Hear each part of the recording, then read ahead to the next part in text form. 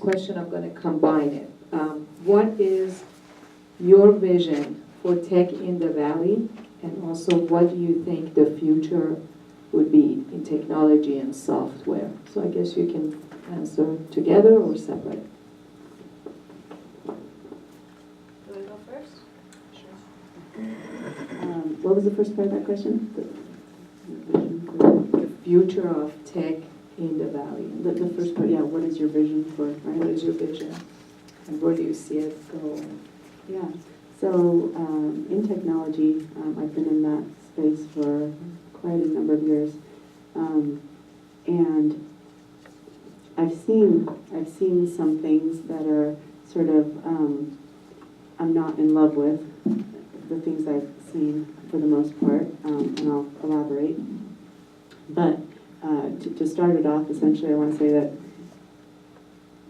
as a person in technology, I see so much potential in technology to do a lot of good in the world for people and the planet. I see a lot of untapped potential in technology that's going wasted right now. I see, and I sit on these like Shark Tank like panels and whatever, and listen to people's different ideas being pitched, and we're giving them input.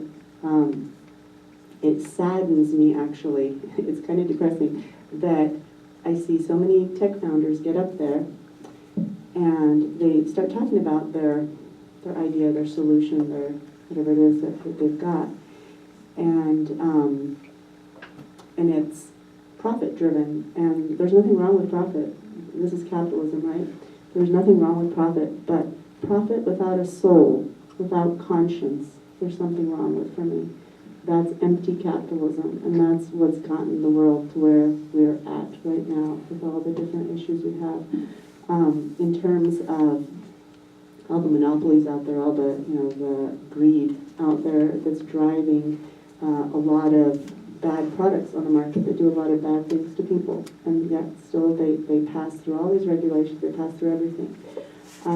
So to me, going back to the untapped potential in technology to do a lot of good, I'm interested in the space, in growing the space between the nonprofit sector. You've got nonprofits, you've got like charities, you've got nonprofits on one side. And then on the other side, you've got strict, empty capitalism that's strictly just profit-driven, right? And as Simon Sinek talks about, I love Simon Sinek, this amazing human being. He talks about that empty, capitalism, that there's something wrong with that because there's no ethos there. That profit is not the driver; it's a byproduct, right? We're confusing the two. Profit, your success, your status, your reputation, all that's a byproduct of what the heck is it you want to do in the world, right? What are you trying to achieve? What are you trying to accomplish? Who are you trying to impact? What change are you trying to make? How are you trying to do good in this world? How are you as a human being trying to add value to the social fabric? How are you as a human being trying to uplift society, do good out there, because we all have the capacity to do good. But the majority of people don't use technology, don't create technologies like that. They create usually a commodity, an end in itself that is that lacks soul, that lacks that conscience, that doesn't really impact people on the planet in any beneficial way. There's no ethos behind it. Ethos does not drive it. It's profit drives it, so it's backwards. So that's empty capitalism. When you think about Xerox, you're like, what is the ethos of Xerox? I have no idea. There is no ethos. It's strictly profit driven, right? And so that's the problem, is that we've got this empty capitalism here. We've got the nonprofits, charities here. And what I'd like to see more of to help develop, and so I'm always asking these questions, probing these founders that I work with, whether as clients or just on these panels. I'm interested in seeing conscious capitalism, that middle ground, right? That capitalism with a soul, with some kind of and this is why this is good for people. This is why this is helpful, right? If we're trying to truly make progress in the world, then technology shouldn't be some mindless gadget that's in itself and just like spinning its wheels. There's no, upside for people. So that's what I'm interested in seeing more of. The app I developed myself is ethos driven, and that's why I'm so passionate about it, because it's about impacting people on the planet in beneficial ways. And on the surface, you're like, well, this is a farm-to-table mobile app. What does that have to do with anything? And then when you start digging, when I start explaining all the layers, and then it becomes this really profound thing that, I've spent $0, literally $0 on marketing this app, and yet every single TV station has covered it on their own. I didn't reach out to them. Every single magazine, newspaper, podcasts, radio stations, whatever. And it's not because I was selling anything to anyone. It is a free app, but I wasn't selling it. What was happening is that people are hearing the story, they're understanding the narrative, they're understanding how this impacts them, society, the planet, and then they're so eager to help spread the word on their own. They're doing it for me without me doing it. And usually in technology, marketing is one of your highest dollar numbers, right? Well, mine has been like almost zero. And yet this has made more of a splash than anything else in the Valley in the technology space as a startup. So that's one thing that I'm really interested in, is the ethos. There was a second question, the second part of your question was? Future. Where do you see it go? Yeah, so I would really like to see more people in that space.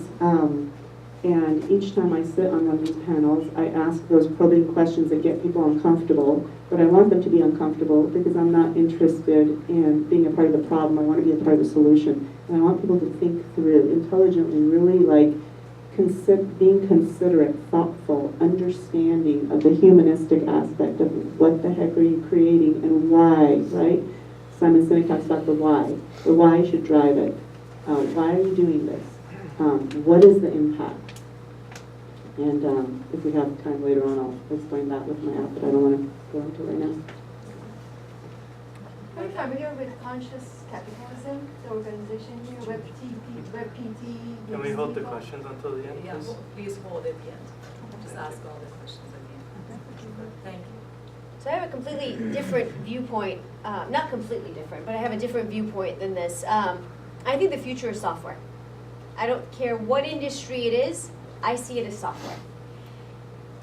I see a future where if you're a waiter and you want to get a job as a waiter, and a chef has a daily menu that he wants to change, if you don't know basic Java, you might not be able to change that menu because it will be electronic, and you might not be able to have a job.